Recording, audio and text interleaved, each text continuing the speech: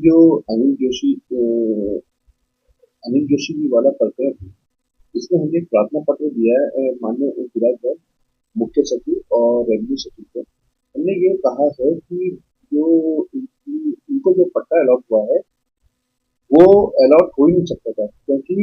ना राज्य सरकार को अधिकार है, ना एसडीएम वगैरह किसी को अधिकार नहीं है कि जंगल झाड़ी ग्राम समाज की जमीन को नाले नाले खाले बंजर वगैरह कोई किसी भी जमीन में राज्य सरकार को पट्टे देने का अधिकार नहीं, क्योंकि 8 अगस्त 1946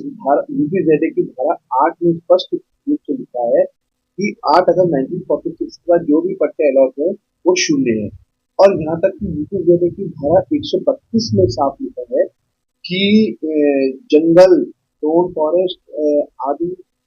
जमीनों में कोई भी पट्टे अलॉट नहीं की जा सकते। और यहाँ तक कि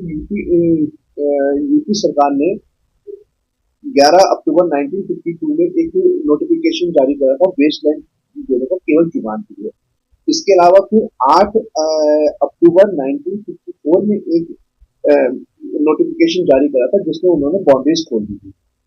तो इससे स्पष्ट है कि जितने भी पट्टे आज तक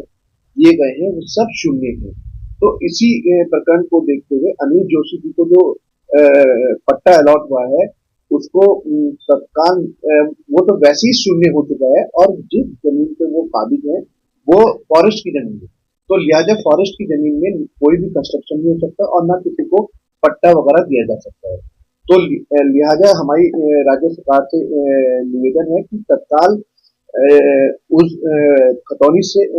में जो भी जिन जिन लोगों को भी पट्टे दिए गए हैं सबको निरस्त किया जाए और फॉरेस्ट उसको अपने कब्जे पे ले जाए। और अभी इसी संदर्भ में टीएन गोवर्धन वाली जो रूलिंग आई है उसमें भी स्पष्ट कह दिया है कि जितनी भी वेस्टलैंड है, नाले खाले बंजर झाड़ी जंगाल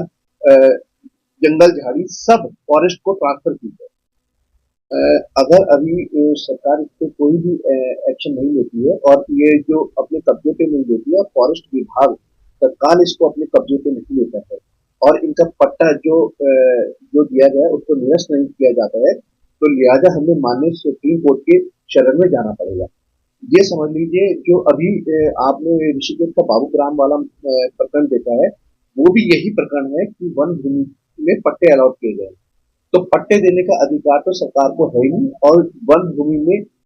कोई भी पट्टे अलॉट नहीं किए जा सकते, राज्य सरकार को कोई अधिकार नहीं है। तो इसी प्रकरण को देखते हुए अब हमें अगर इन्होंने इस पे कार्रवाई नहीं करी तो हमें